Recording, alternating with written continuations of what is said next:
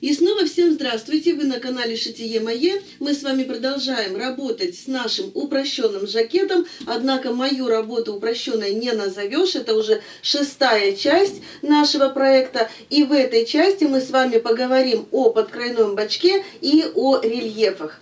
У меня на столе уже несколько заготовок. Кстати, что хочу сказать. Вот эта заготовка, уже полочка, подкройной бачок и спинка, уже для моего будущего жакета. То есть я для себя выбрала именно вот такой вариант моего изделия будущего. Значит, выточку я перевела нагрудную в боковую линию, что-то сделала типа французской выточки между линией талии и линией бедер, вот так вот. Я для себя решила, что у меня будет подкройной бачок, и я опять же для себя решила, что по спинке у меня будет сгиб, а не шов. То есть приталивание по спинке я решила не делать. Почему? Потому что у меня достаточно будет свободы, и это приталивание мне в принципе будет не нужно. Итак, я пока свою выкройку откладываю в сторону, конечно же мы к ней вернемся. А сейчас я показываю, значит, смотрите, у меня здесь две заготовки полочки. То есть я хочу показать два разных варианта. Я сейчас не хочу много показывать рельефов. Рельефы я уже показывала не один раз. Их очень большое множество. То есть сколько рельефов вообще существует на свете, я даже просто представить себе не могу. Ну, покажу пару вариантов для такого жакета. Начну со спинки все-таки. У меня две полочки, я сказала, и одна спинка. Значит, что касается спинки. Смотрите, если мы хотим подкройной бачок, то есть начнем мы, наверное, именно с него.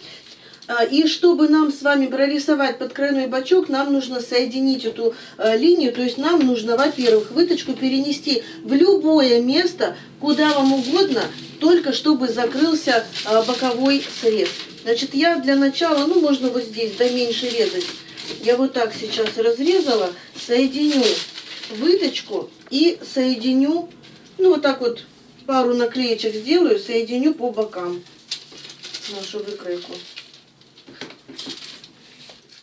Итак, я повторяю. Значит, я склеила нагрудную выточку, временно перевела ее в горловину. Вы же можете куда угодно перевести, главное, что это временно, то есть главное, чтобы у нас боковая линия сходилась. Далее я склеила по боковой линии, склеила таким образом, чтобы у меня вот здесь сошлось, то есть не наложение было вот здесь, и вот здесь у меня сошлось. Но если у вас, допустим, линия вот эта не прямая, то есть боковая линия не прямая, а идет с наложением, то у вас она и будет идти с наложением.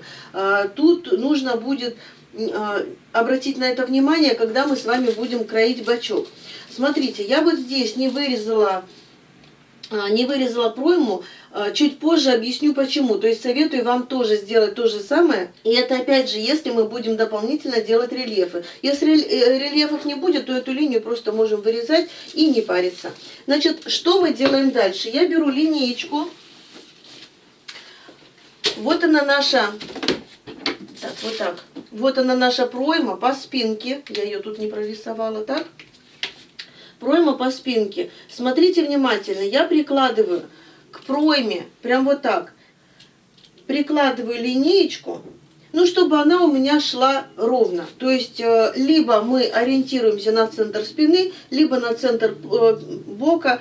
Главное, чтобы она у нас шла ровно. То есть, линия у нас должна идти ровно. Хотя это не обязательно. Подкройной бачок может быть и сюда уйти, может и сюда уйти. Это уже ваше дело. Но я сейчас показываю как бы классический вариант подкройного бачка. Значит, прикладываю вот так линеечку. Вот она у меня. Даже вот так вот видно, да, чтобы вам было.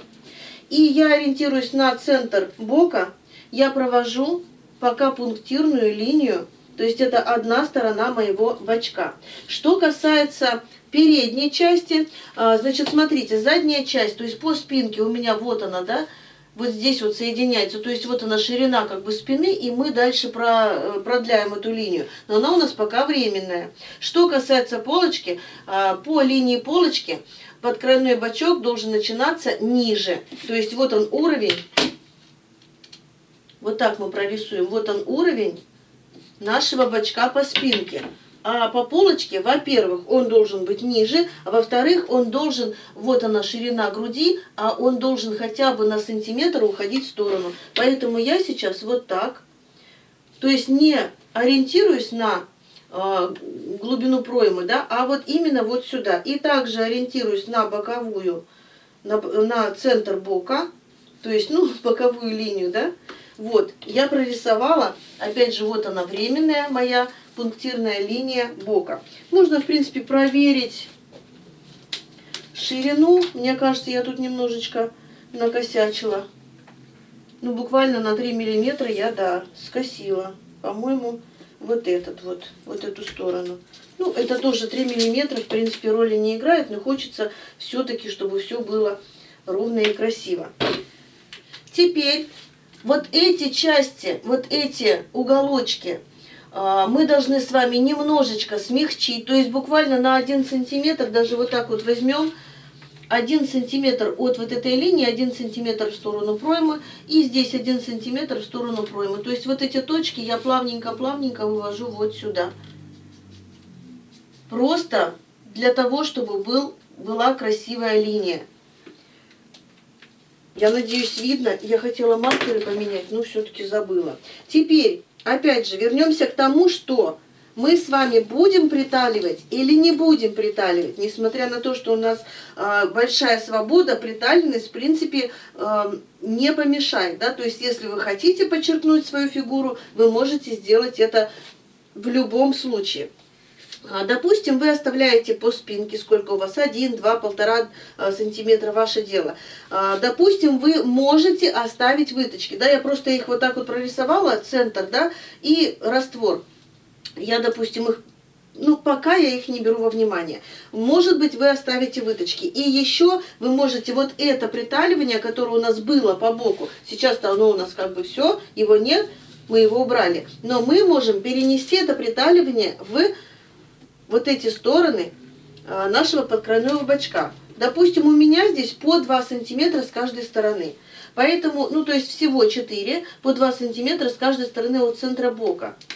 То есть от центральной линии бока. Значит, здесь я беру просто по 1 сантиметру. Вот она наша линия подкройного бачка. Беру в одну и в другую сторону по 1 сантиметру. И прорисовываю. Так, смотрите, вот здесь я прорисовываю линию раствора выточки, вот она, да? Ну или стороны выточки. Так.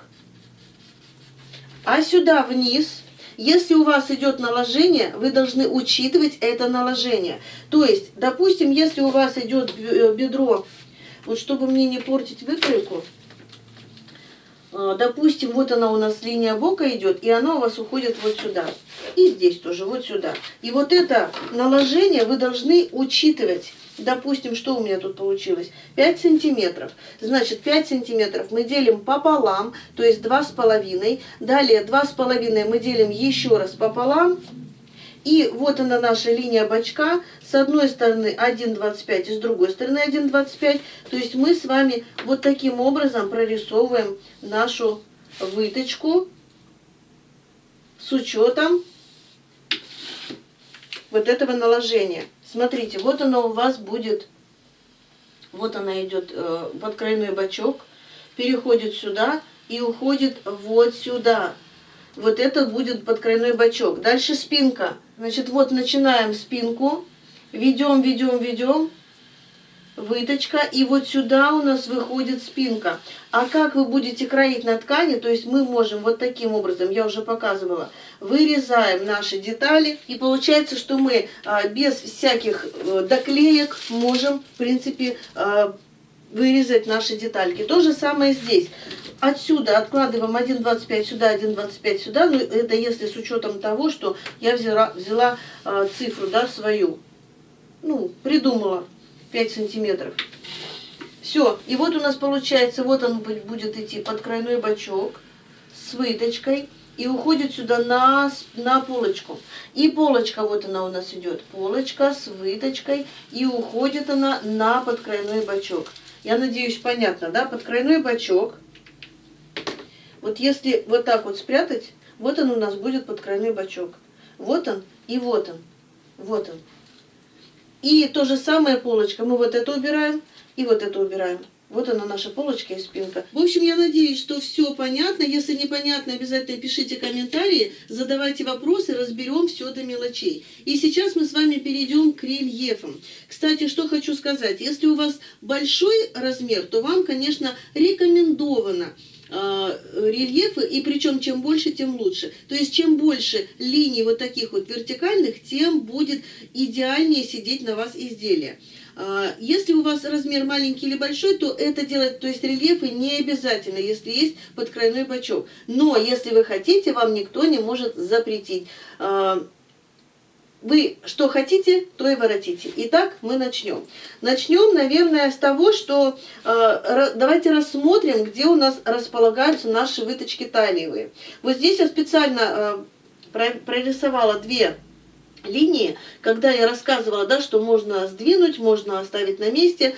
По спинке вот она у меня выточка, но вот так вот визуально посмотрите, даже если вы здесь делаете приталивание, вот она у меня линия пунктирная, и вот здесь у меня пройдет бочок, вот она у меня, да, крайняя линия спинки, то выточка как бы не смотрится в этом месте. Хочется ее сдвинуть ближе к середине между вот этими линиями. Поэтому я сейчас так и сделаю.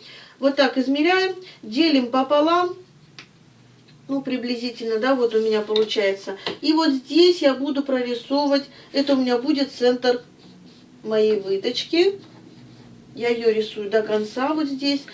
Что касается рельефа, мы же его можем вывести куда угодно. Захотите, выведите вот сюда в пройму, захотите, выведите вот сюда, захотите, выведите вот сюда, то есть ваше дело, куда хотите, туда и выводите. И вот эта линия не обязательно может быть прямой, то есть я уже много раз рассказывала о рельефах, эта линия может идти сюда, то есть вы куда хотите ее, туда и ведите. Но я сейчас покажу, один из способов, это как бы классический. Что я делаю? Вот она моя выточка. Я ее сейчас вот прям вот прорисовываю пожирнее, потому что уже тут нарисовала. И выточка у меня 2 сантиметра. Значит, сюда я делаю 1 и 1 по обе стороны. Вниз я веду до линии бедер по прямой. А вот сюда мне нужно вывести так, чтобы вот эта вот линия не была такой крутой. Я ее, допустим, смотрите, давайте мы решим с вами, куда мы будем от линии плеча вниз, допустим, пусть будет 11 сантиметров, здесь вот 11. И вот от этой точки нам нужно вот сюда вывести красивую линию рельефа. Вот так. И выточку, конечно же, мы учитываем. Вот она у нас будет уже выточка. Опять же, я здесь рисую грязно, вы рисуете, естественно, простым карандашом, потом уже будете обводить, когда у вас все красиво получится. Вот она у нас получается выточка. То есть вот один рельеф, вот второй рельеф. Здесь у нас тоже будет все это вырезаться. Вот так, да, чтобы было понятно. Это у нас не вырезается, это у нас наложение. Это если у вас линия, то есть обхват бедер больше, чем обхват груди, да, чтобы вы сюда обязательно вошли. Вот. Если по моей фигуре смотреть, то у меня здесь будут прямые линии. То есть я как бы специально это делаю, чтобы не только моим фигурам это подошло, то есть понятно было, но и другим. Теперь, значит, мы решили, что это у нас центр спины. То есть мы решили, что у нас, смотрите, вот у нас получается одна деталь со сгибом, да, либо вот здесь, либо здесь мы тоже делаем выточку, вот это все вырезаем, и у нас получается 2 детали. Вот он центр полочки, центр спины, у нас получается 2 детали на спинке. Это у нас рельеф спинка. Обязательно мы делаем отметки линия талии. Дальше это у нас подкрайной бочок. Вот он у нас уже полностью, да, подкрайной бочок.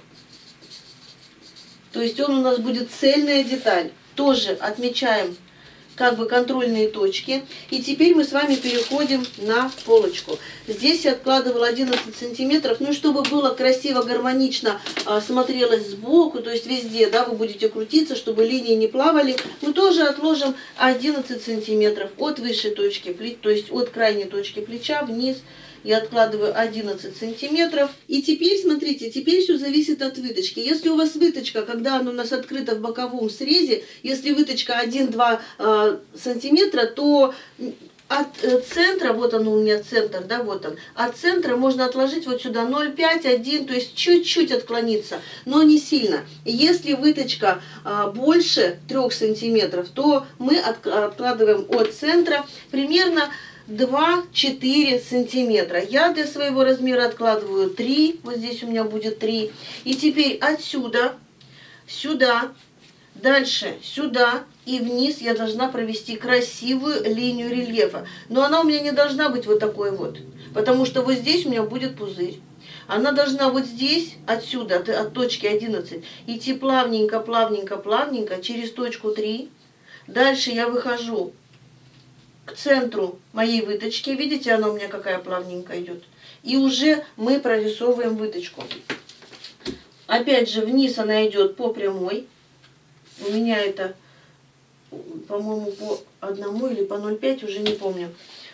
Здесь я ее веду прямо через точку 3 и плавно-плавно выхожу вот сюда. Вот она моя выточка. Вот это вот все выточка. То есть это не выточка, это уже будет рельеф. И теперь мы пишем бок, ну или рельеф, полочка. Обязательно оставляем контрольные метки. И здесь обязательно оставляем контрольные метки и желательно парочку. А теперь я расскажу, для чего я оставила вот этот кусочек. Вот эту линию мы продляем дальше на пару сантиметров. Она не будет лишней. Когда мы будем с вами соединять вот эти швы, сшивать, она нам, вот эти 2 сантиметра нам помогут. То есть пару сантиметров, вот от этой точки сюда пару сантиметров, и я прорисовываю вот этот вот уголочек, вот, нашу пройму. И вот она наша будет пройма, да?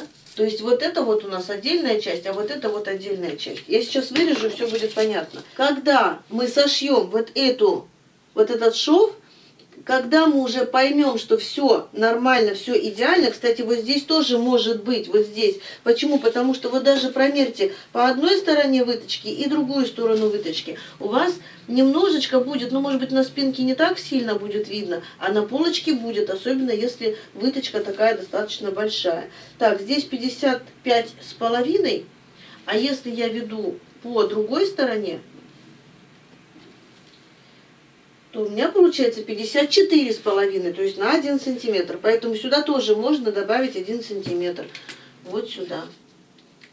Можно не добавлять, если вы, допустим, себе доверяете, и если вы вспомните потом, когда будете кроить. Я все-таки, наверное, вот так вот сейчас приклею, ну, чтобы вам было понятно, да?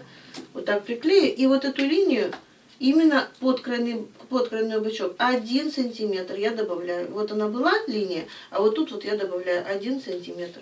То есть не под крайной бочок, а бок, который по спинке. Давайте вырежем и посмотрим, что у нас получится.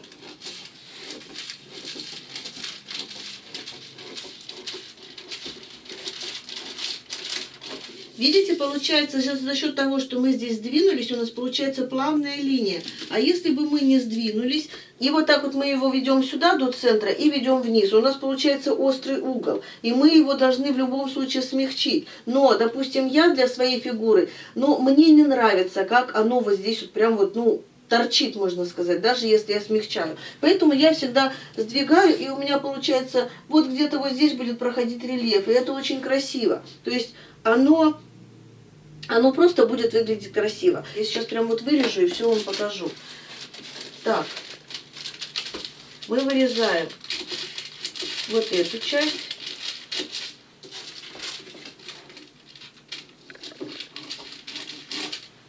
Так, вот смотрите, вот он мой раствор выточки.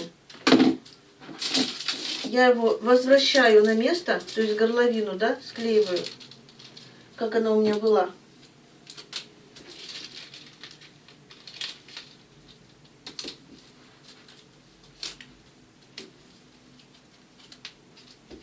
И вот она моя выточка.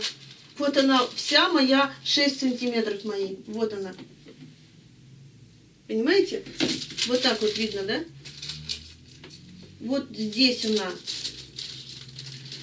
соединится. Вы можете ее ниже, допустим, вот сюда вот вырезать. Вот сюда. Вот так, этот уголочек вот сюда. И она у вас откроется чуть ниже. Тоже будет очень красиво. То есть как бы игра линий, да, как вот я всегда говорю, делаю. Чуть-чуть с наклоном, и она уже красиво играет. Вот, я думаю, видно. Вот она моя выточка. Вырезаем дальше. То есть вот здесь, если у вас... я уже сказала, если у вас здесь наложение, мы вырезаем вот таким образом.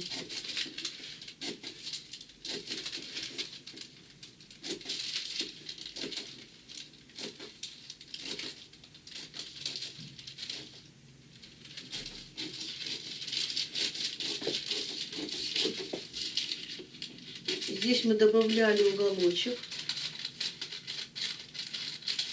Добавляли. Так. Дальше.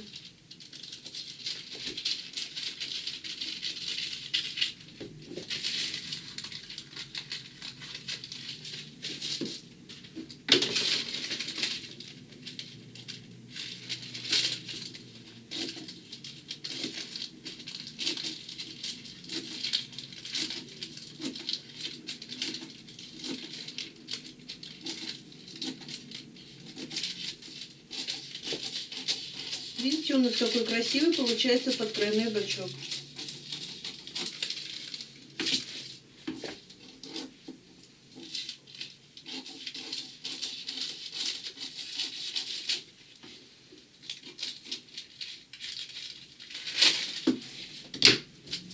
Так, что у нас получается? Передняя половинка.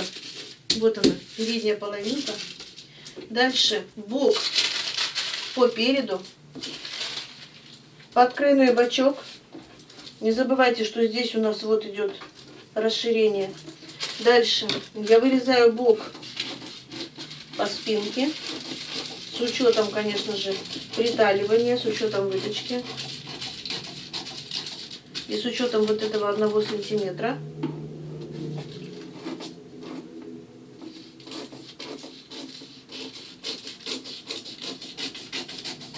Так.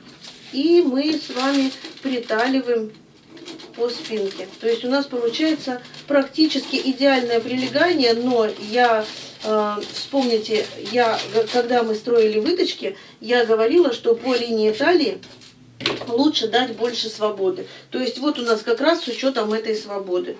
Все. Центр спины, бок спины, подкройной бачок, бок полочки и центр полочки. Наша выкройка готова. Теперь, что касается спинки. Наверное, все-таки вырежу спинку. Или, смотрите, или можно так. Вот этот уголочек я сейчас срежу. При втором варианте он нам будет не нужен. Я сейчас вот так вот опять же приклею, вырезаю, приклеиваю. Приклею сейчас вот так. Так, сейчас приклеиваю.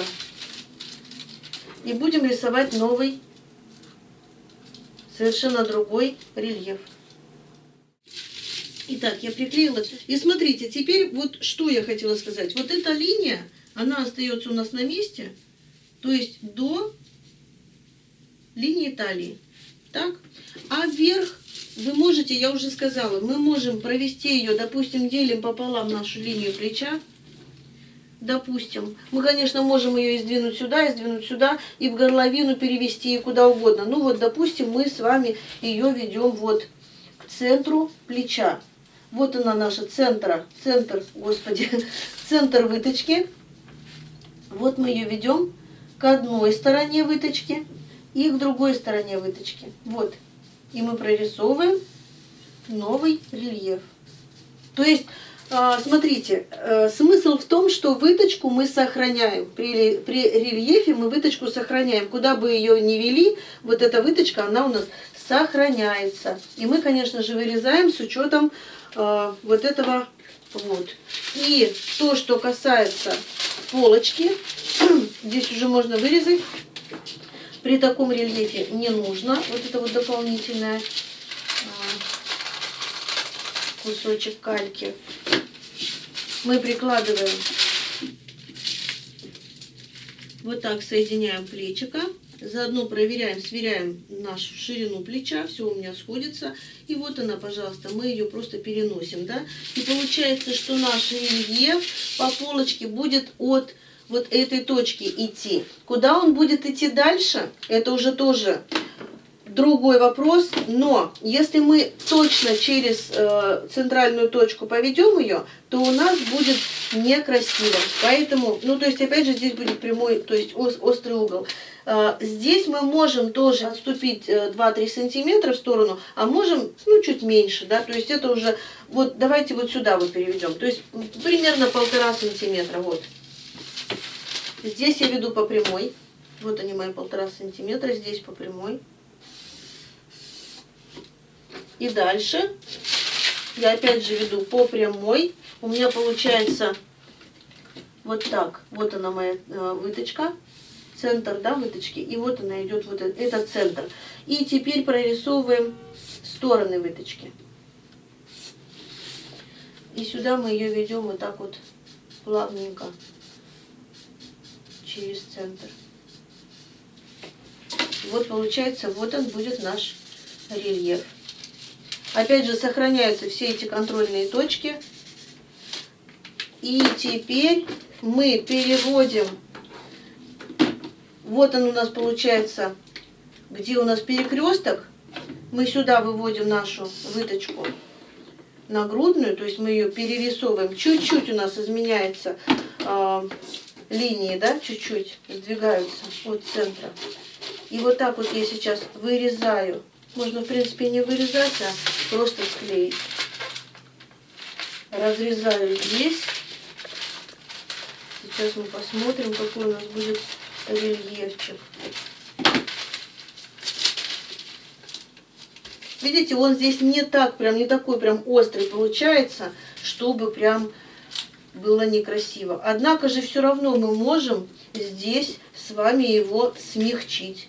То есть сейчас, пока все не вырезали, пока не разрезали, вот тут вот я все закрываю, вот эту грязь, пока мы не разрезали, да, наш рельеф, вот она у нас пойдет линия, ну тут дальше вниз пойдет вот так, вот он, пожалуйста, линия рельефа, пойдет вот сюда, я показываю, да, где у нас приталивание, дальше вот сюда, и вот здесь, чтобы избежать угол вот этот острый, вот, мы делаем плавную вот такую вот линию.